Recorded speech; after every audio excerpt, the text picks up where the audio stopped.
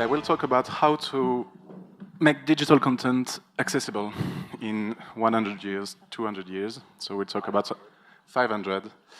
It's another dimension. And if you think that, for instance, legal deposit in France exists since 16th century, correct me if I'm okay, you can easily figure out that it's a huge challenge for national public libraries.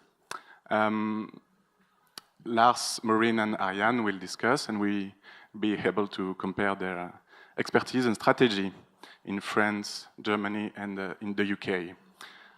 Since many years, and in the last years, the national public libraries have had to respond to the challenge, especially when the digital book market has grown. For instance, is an interoperable collection is possible when Amazon is representing 80% of the market share. So we will ask this question, you will respond, feel free to react, okay? So my first question, Maureen, and then please. Is the collection effective today in your library? Is it exhaustive? And is it still an experiment or in a production way? So, hello. Our collection, I would say, yeah, it's effective. It's pretty effective. So we've been collecting digital content for decades now. And maybe at the beginning of that, it started as an experiment, but, you know, we're kind of getting the hang of things. We have quite a lot of ebooks in our collection. I looked at the stats the other day, and I think we're looking at about 800,000 born digital ebooks at the moment. In terms of the format breakdown, about a quarter of those were EPUBs, and then about a third of those were EPUB 3s. But that's just kind of a sample of our digital collection. We've got so much more than ebooks. We've got all of the e-journals as well in the UK. We've got the UK Web Archive. We've got personal digital archives. We've got massive collections of digitized material as well. And we've heard a lot about digitization efforts just earlier. Digitized newspapers, manuscripts, patents, illuminated manuscripts, you know, pretty much anything analog that's in the collection that can be digitized. We've had a go at it at some point, and working with partners as well to make sure that we can make our coverage as comprehensive as possible. So, yeah, ebooks, we've got a lot of ebooks, but it's actually just a fraction of what we've got. Yes, we got a very effective, not infective, workflow in place in Germany as well. We have illegal deposit, not illegal deposit, in place since about 2006, when it was part of the legal deposit law legislation in Germany.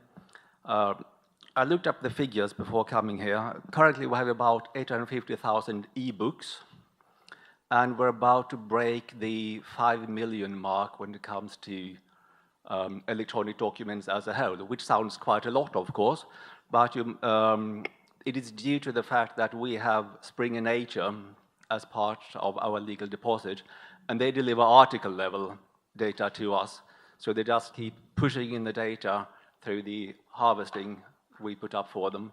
So that just enters the system automatically. So in France, it's illegal deposit, and it exists since 2006 too. So we have been so far harvesting the web. So we have all kinds of publications on the web, not only ebooks. It's difficult to spot ebooks in the web archives because we have like 30 billions of documents of web page. So. But we know we have some. We ran a case study 2 years ago on EPUB formats, on EPUB formats, and we had around 30,000 EPUBs in our collections from 2010 and 2015. But it's not entirely satisfactory, as we can't go beyond the robots, can't go beyond paywalls, and can't log in. So we are working on we have been working since a few years on a deposit process, on a push process. We have been discussing with major distributors, and we have begun to develop a process since 2013. But we are waiting for to modify the legislation, as we need a decree to... And it's going to be very soon in France? Yes. I hope so, yes. Yeah. It's under discussion right now, but the draft is fairly stable, but we don't have the issue. And yeah, no, Maureen, I was thinking about concretely the production ingestion program. I don't know, how do you deal with the formats? How do you deal with the diversity of EPUB, PDF? Not only the format, but the content, the software, and so on. How can you deal with that concretely? Wow, we should have asked that question this morning, really. Before I go on to that, though, I should just say as well that we also have non-print legal deposit, and our ebook and e-journal and web archive collection, the vast majority of that is collected through the 2013 non-print legal deposit regulations. But yeah, so how do we manage format diversity, and how do we acquire content?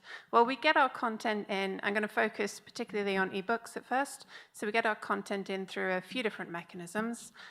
We work with Ingrams. They provide us, as an aggregator, they provide us with data from quite a lot of different publishers.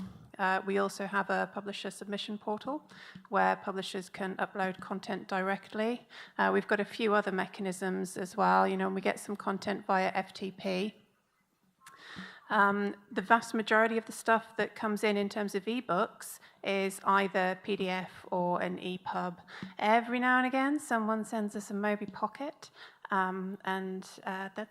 Thank you very much, because by the non-print legal deposit regulations, we can't actually tell publishers what format we want them to provide us content in. We have to take whatever we get. We do have preferred formats for preservation.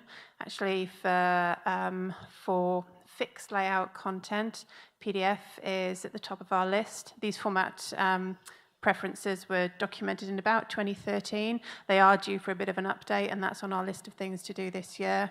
But for marked up content, for reflowable content, for ebooks, then yeah, EPUB's great, and we're happy to accept that as well. In terms of how we deal with it for preservation purposes, I think maybe I'll hand over to my colleagues here on the panel first, and then we'll come back to that more substantial one. We have a fairly similar situation to Britain. With the exception that we don't take mobile formats, for instance. We exclusively deal with PDF and EPUB so far. How we do it, we have also several ingestion processes in place, one of them being harvesting through OAI PMH, which is the interface we use for large publishers that also have the technical infrastructure to put up such servers to make the job easy for us.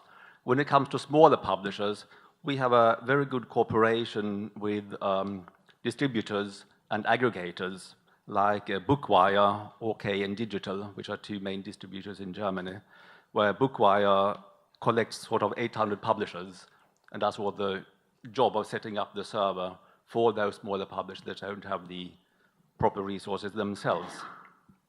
And the way we did it was to approach the distributors and the publishers and sort of saying there can be a win-win situation for both of us in it.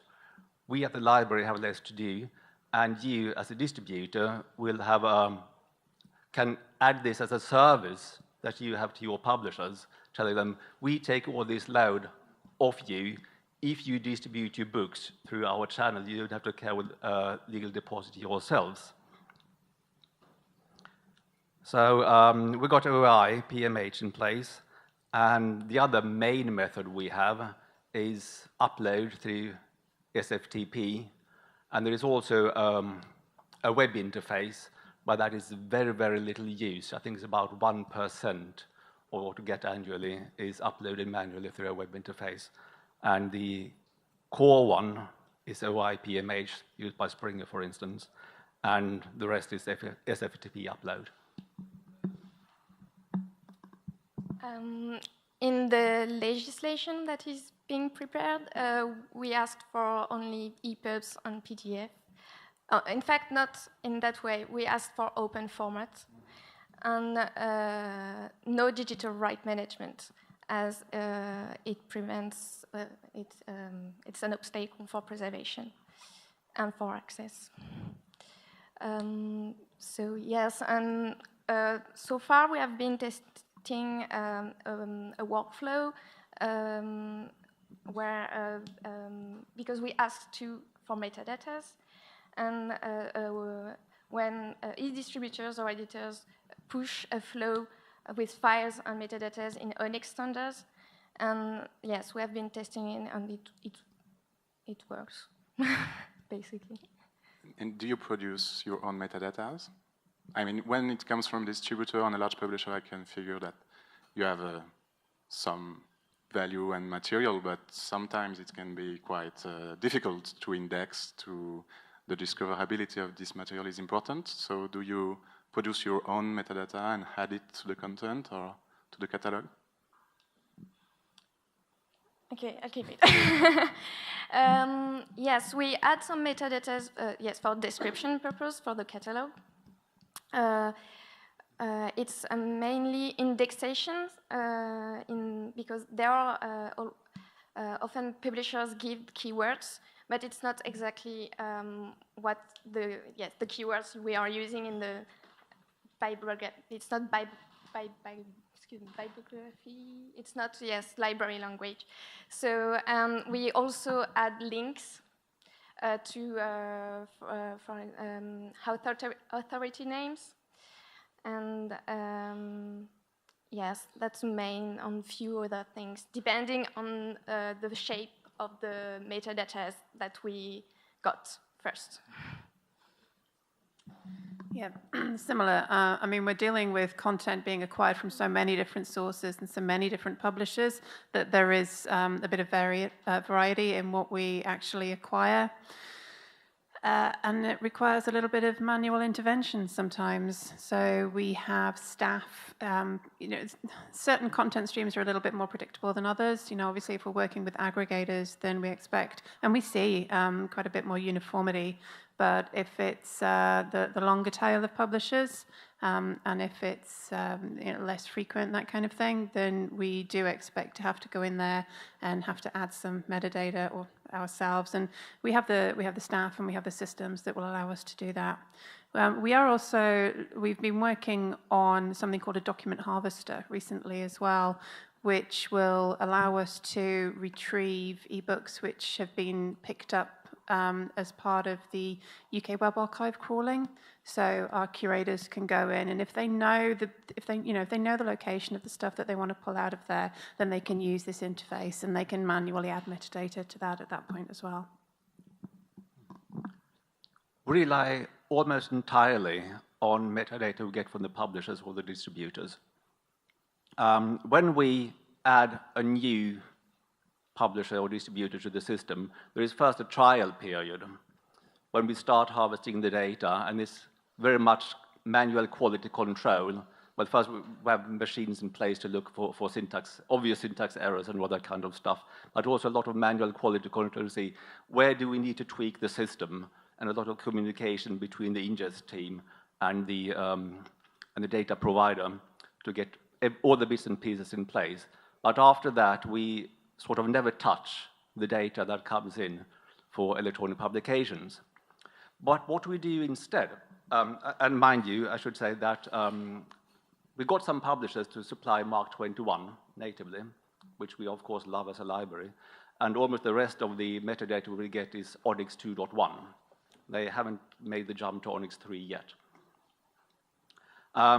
What we also have in place is that since we often get the same publication in print and electronic, what we do is to have automated processes in place to do matching to say this is the same publication, just two different formats.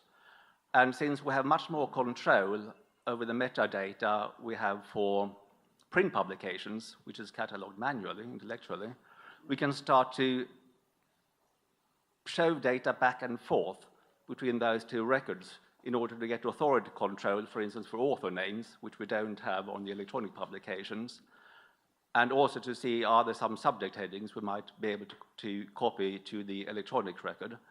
But at the same time, we have processes in place to do automated indexing, giving a fairly coarse classification using 100 classes to the electronic publications.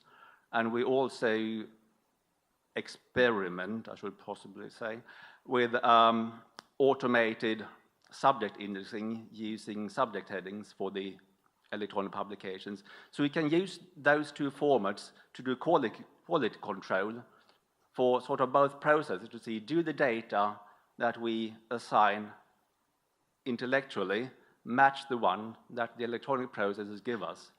And thus we can tweak the processes at both ends in order to get a higher metadata quality for print and electronic at the same time.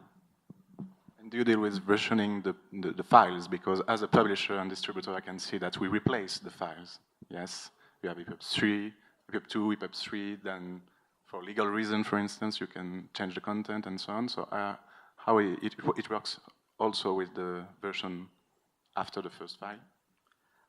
Well, for those where we harvest the data, as soon as they put up a new metadata record, hopefully using some kind of persistent identifier so they can figure out that it's really the same book, how to just get metadata again, the whole process goes from the beginning. And for those who update, well, it's really, every time we get new metadata, the process starts from the beginning. So it's matching, merging, pushing data back and forth, tweaking the process. And that relies very much on having some kind of identifier in the record to make it easier to match to say, this is a new, just a new record for the data we have already in place. So we can just replace the old metadata record with a new one. Yeah, we need to deal with versions of content as well. But we need to be able to deal with different representations of content anyway, because we're doing preservation and we're going to hold copies of content in different formats, and there will be different versions. And we do need to maintain the structural relationships and the identifier relationships between all of these files. So that's something that we're working out too. Well, yes, it's pretty much the same. I think it's our reaction will be different if it's a major change and it's a new identifier. But if it's the same identifier and just correction, it's more difficult to handle. But we haven't as we are just beginning testing, and we haven't the experience yet. Yeah, but you deal for a long time for maintaining the access to the file, yes? And the access is another key point for everybody, because you were explaining to me this morning the emulation programs, maybe that you will have to build and maintain also, so the software to open the file. Talking about the access, especially, of those files, where are you now? What do you plan? What do you think about the conditions of the access to the content for your user and for the people? Okay, so I start. What we've planned is the reader has access to legal deposit files only in the reading rooms. And in fact, it doesn't have access to the files. It's a secured environment with an embedded reader, and which shows a Radium, and for EPUBs, and PDF for PDFGS for PDF. So depending on the file formats, it opens the right reader. And yes, so the reader can basically read but no download is possible, as secured environment was really a strong focus for obvious reasons. Yes, so our non-print legal deposit collection can only be accessed in our reading rooms. Access is provided actually via Calibre, because we've been doing this for a couple of years, and that seemed to be the best thing that we could use at the time. So we've still got Calibre installed in our reading rooms. Due to the limitations of non-print legal deposit, which are basically single sequential site access, meaning that only one person at any site can access an object at a time, we run Calibre within Ericom Access now, and that's our basic access solution. But that's rolled out across all of the legal deposit libraries in the UK, because the British Library provides the non-print legal deposit infrastructure and solution for all 6 of us. But in every site, you can access it once at a given time. So we don't have to kind of share that one access point across the 6 locations. That would be a bit too much.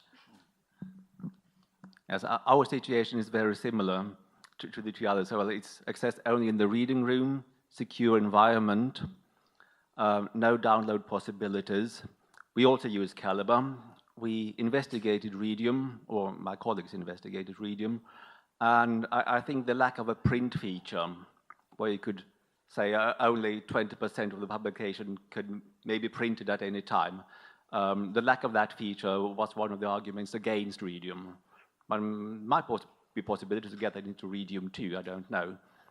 After all, it's an open source project, so we might find someone to contribute that module. But no, I think it's the same with all archive libraries or national libraries. We must ensure that content is not transported out of the library system at any rate. That's one of the major restrictions we do have.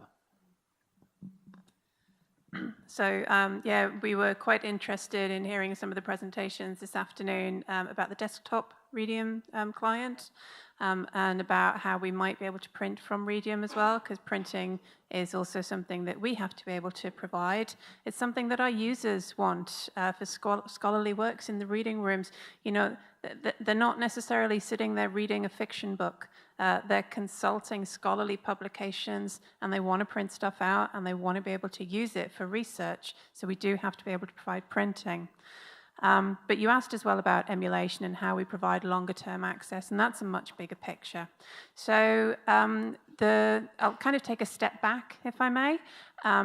When we acquire content from all of our different publishers, it goes into our ingest workflows.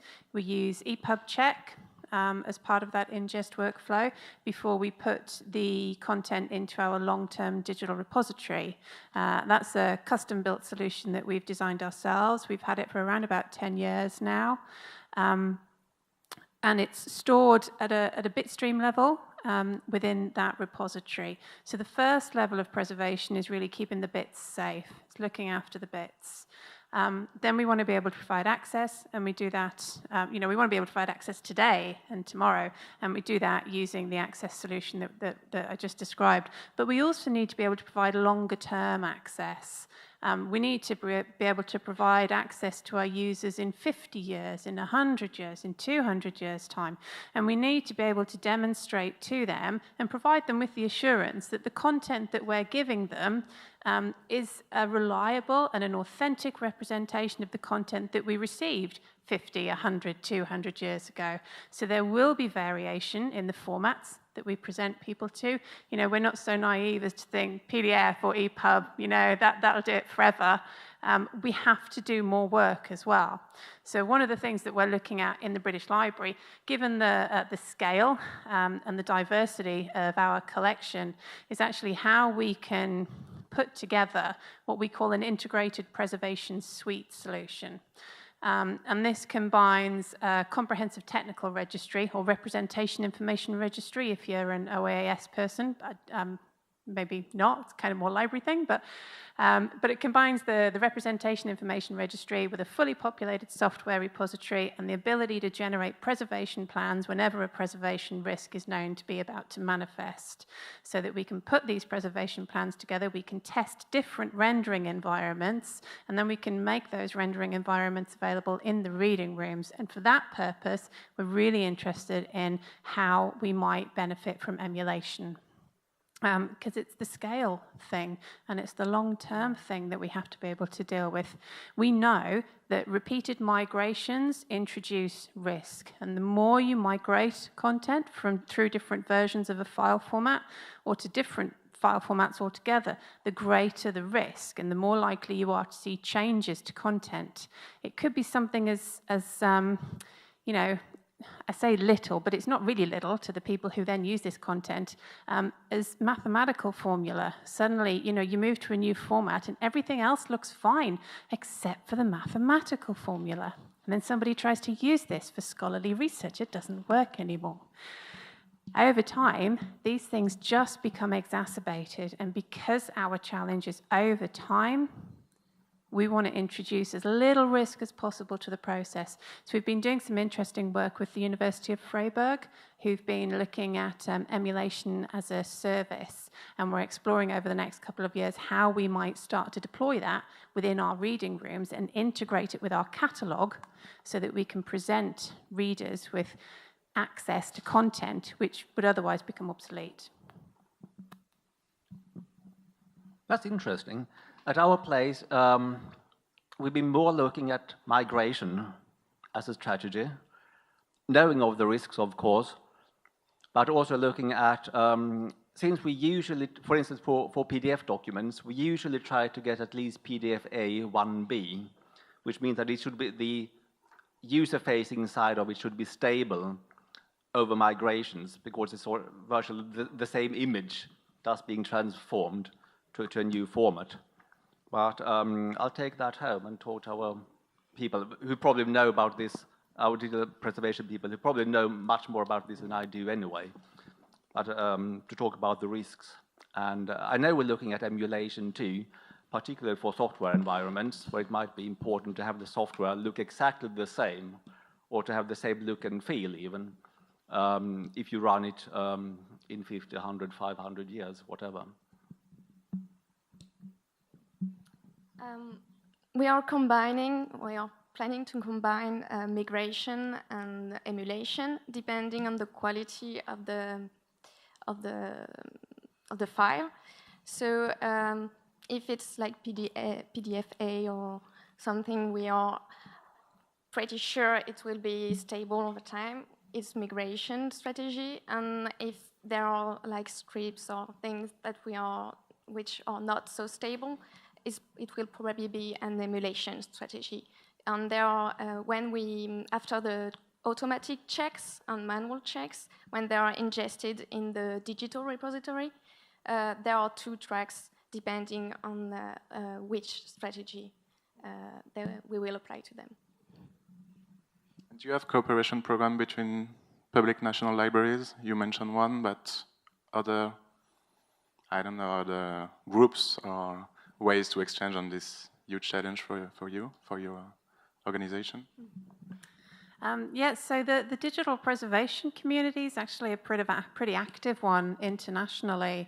The memory organizations recognized, really back in the 90s that digital preservation was going to be a challenge for us, long-term digital preservation. So all sorts of different networks were set up, some of which are still going on today.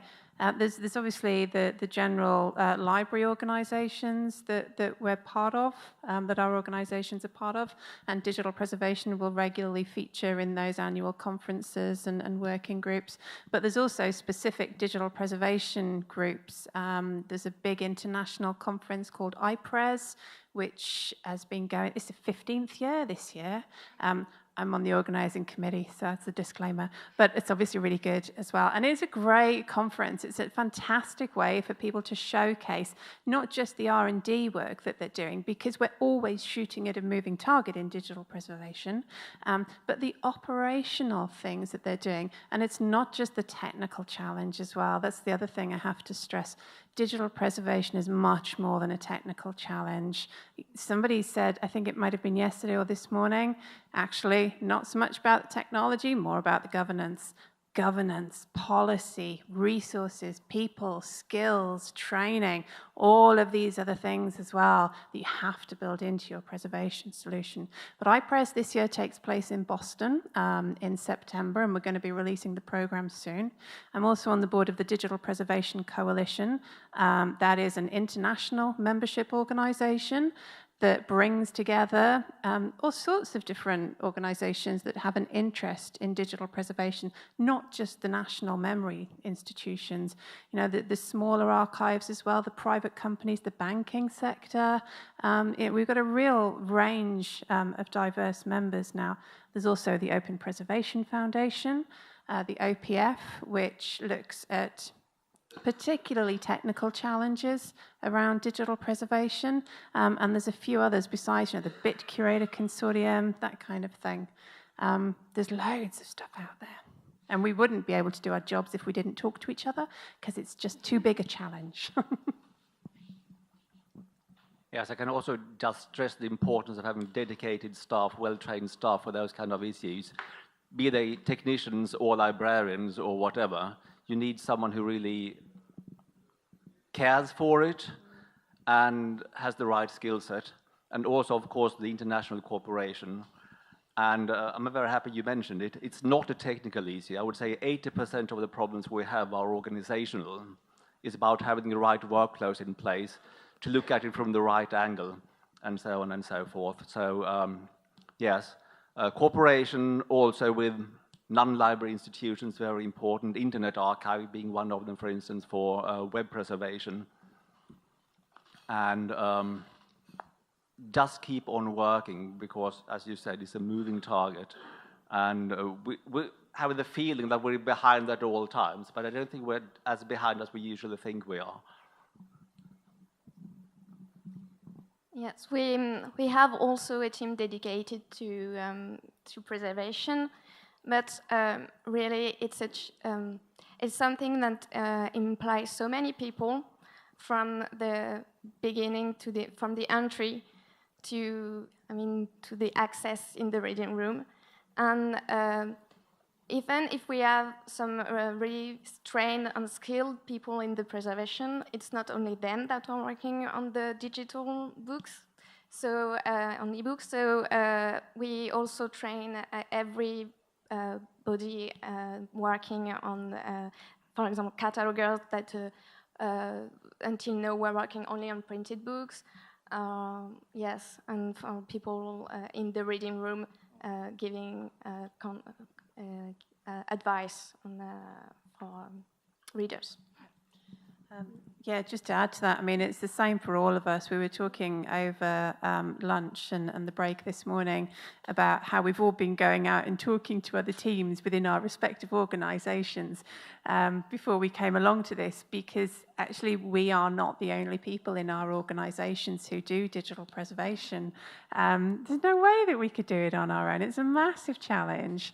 And digital preservation really is a life cycle concern. It starts at the point that you think about generating content.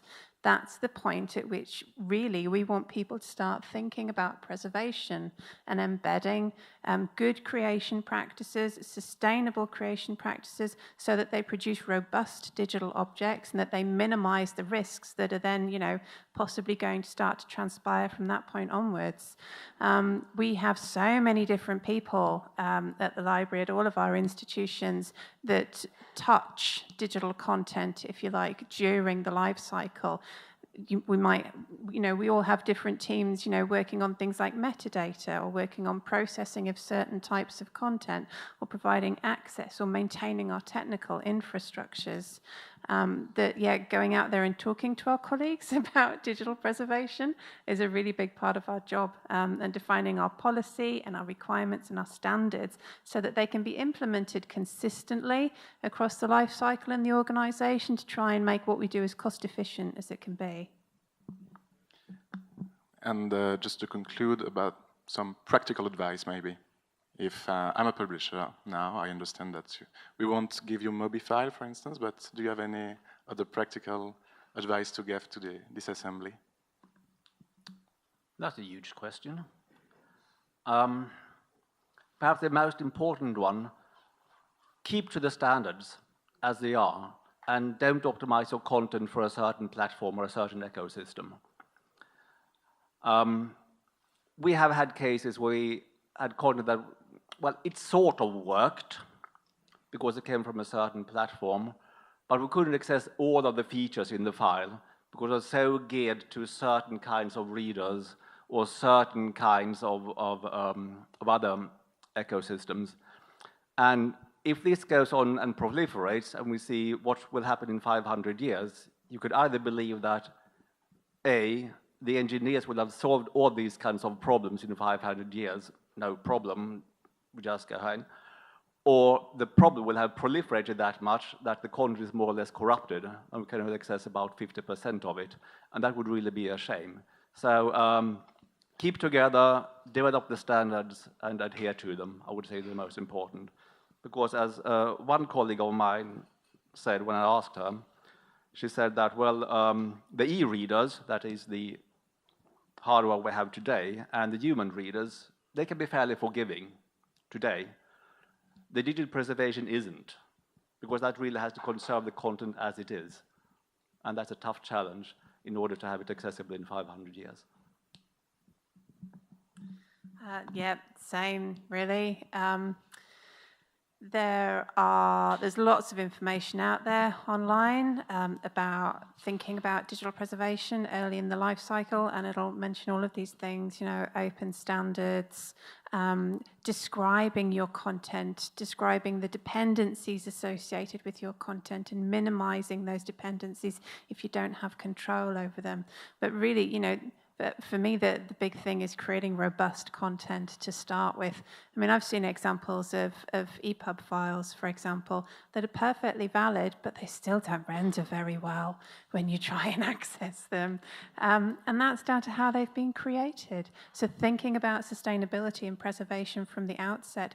And if you have questions, talk to a digital preservation person, because they're generally more than happy to spend some time talking to you about your individual problems and trying to provide advice. Yeah, so the same. But yes, a good description is also very important for preservation and for access. And the better they are at the beginning, the better at the end. And it's good for the reader because he can spot the right book. And it's good also for the publisher that can reuse the metadata that are processed by the National Library. So it's a win-win situation, basically. Thank you very much. Thank you for sharing your experience and the tough questions. Maybe you have some time to have some question. Yeah.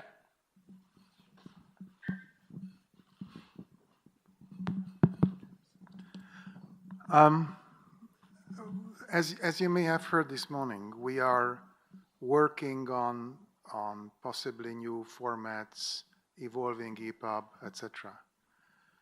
So the question I have is, what are the possible technical things that we have to be careful about when we define, let's say, a new version of EPUB? Are there things that we should do right at the beginning as part of the technology that helps you at the end when the publication occurs?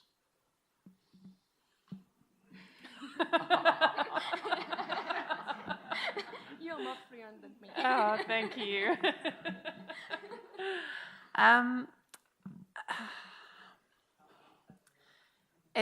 So it's kind of difficult to answer this in the abstract. Sure. but we're really big, for example, on having well described and well specified formats, so making sure that everything is covered in a specification, keeping that specification freely available. I talked a little bit about dependencies. One of the challenges in the preservation community is when formats evolve from being relatively well self-contained to becoming more complex and allowing other formats to be embedded within them, or more complex types of content to be embedded within them. But that's not something that we would say don't do, because if that's what people want, then that's what people want.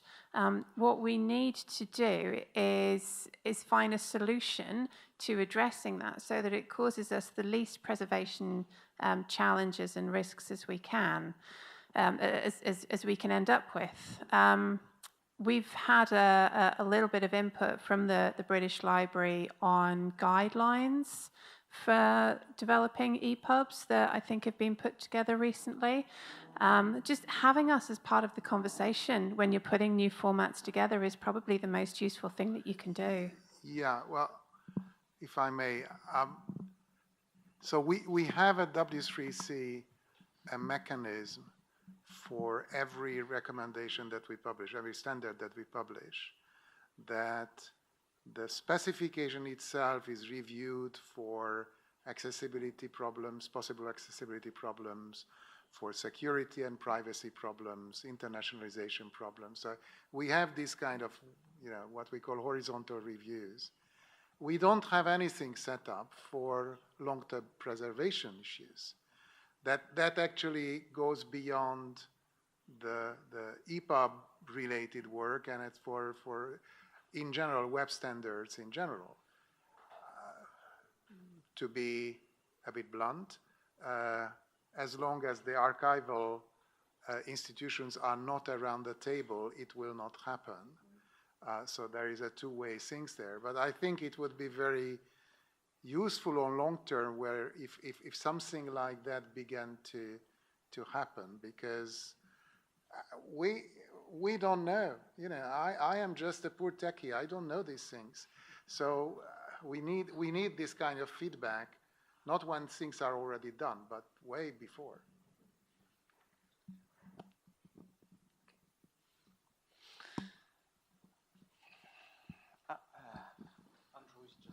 A quick question, because you mentioned Calibre. What, if anything, are you doing to preserve reading systems to ensure access? Emulation, in one word. So in our software repository that we've started setting up recently, we are starting to collect the software that we will need to provide access to content over time. It's early days in those terms, so I don't have a full answer for you, but it's something that we're aware of that we need to do. What is a challenge for us, which we haven't really spoken about, is legal issues. So we need to make sure that if we're collecting software and we need to preserve that software, then we also have the right to do what we need to do to preserve that software. So one of the things that's on our list, it's a long list of things to do as part of developing the software repository, is talking to the software providers to talk about licensing, to make sure that we have the right to use that software and to do whatever we need to do to preserve it in order to maintain access to our digital collections for the long term. Because most of the time when the terms and conditions are drafted for these pieces of software, they're not thinking about this particular use case in mind. So it's not really clear from the licensing arrangements. And most of us, as representing national libraries, we also represent pretty risk-averse national libraries. So we want to sort this one out. And of course, open standards help. The more people implement the more widespread a standard is, the more likely it is there will be software in place, or that you can write software sort of in a few hundred years that will make it possible to present this kind of content just by reading the specification. And since the digital publishing environment and the web environment are sort of converging, just being HTML, CSS, and JavaScript, there's a pretty good chance, I think, that we'll be able to read EPUB in 500 or 1,000 years.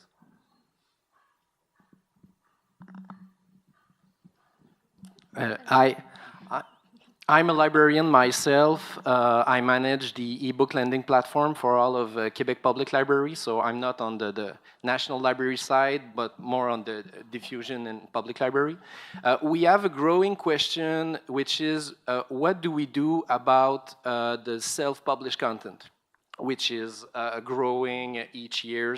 What do we do with content on Amazon or maybe even Wattpad or a platform like that? So I was wondering if you have that kind of question in the preservation business. What do you do maybe, let's say, with a British author who published 20 books on Amazon Author or maybe even on Wattpad, because in 100 years or in 500 years in the future, that maybe have a real value that you can have a scholarly research on those writings. So I'm just curious, what do you do about self-publishing? Do you have any strategies about that?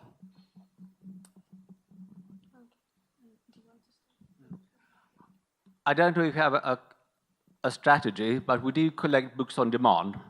We have those as part of the collection, electronic only, no print version of that one.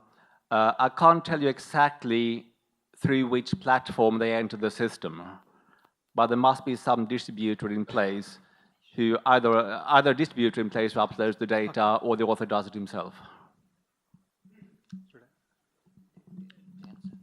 Yes, self-publishing is in the scope. We are trying to develop another mechanism to get them, but yes, books on demand for printed books are already, we receive some. And sometimes web harvesting can work too. So, but I don't think we already have a strategy for the moment. So our collection efforts are coordinated, obviously, by another team. Our collection activities have really focused on what falls within the non-print legal deposit regulations to begin with, and making sure that we have the capability to be able to deal with that. If self-published content is picked up by the Web Archive crawl, then it would be in the Web Archive collection. If content is selected in particular by curators as well, then they can use the document harvester solution that I talked about earlier. They can also request that the Web Archive crawlers go out and pick up specific content if they consider it to be of particular value. Okay, so it's regarding the accessibility policy. So in 2014 and 15, we were in touch with the national libraries for making all their collections or their archives accessible. So the result of discussion was that it's very difficult to make everything accessible because it's a huge amount of data. But there should be a policy decision that from now on, whatever we acquire, whatever we preserve is accessible, because longer we wait, it will be becoming even more difficult to make the huge data accessible. So are you taking action for that, for having it in policy to have all the archives accessible? So I'm holding the mic at this point. I have to be honest and say that's something that's not dealt with by my team. It's more of a front-end decision. I don't know how it is for my colleagues. I fear the answer is no. We have no such policy in place, but I would need to double check that with my colleagues who deal more with the preservation and ingest process, but I think no, we don't.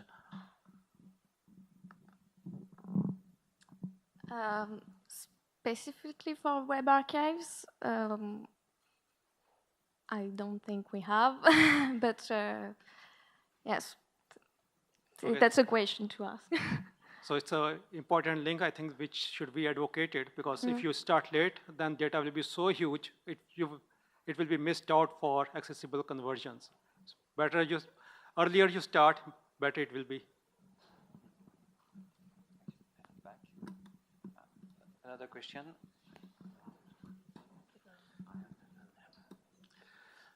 I'm interested in any policies related to audiobooks. Are there, what are you doing with them? Or is someone else doing something with them related to preservation, of course? I'm not sure. I'm honestly not sure what we're doing with audiobooks at the moment. We have a massive sound collection, and that's obviously coordinated by another team as well. I'm sure there will be audiobooks in there, but there's nothing that's in particular come to the attention of my team just yet. Yes, we also have another team in charge of sounds. And I think there are some audiobooks already getting in the library, but on they are digital, but on support on disk. Thank you. So yes, frankly, we're still working on all that. So I don't have a. Yeah, our sound collection is substantial. We do have the National Sound Archive, and we've got a major Save Our Sounds program. So that content is probably coming through those workflows and those content streams. Just want to say sorry for buzzing off. I got a train to catch in 35 minutes. Thank you for listening to me. It's been a great conference.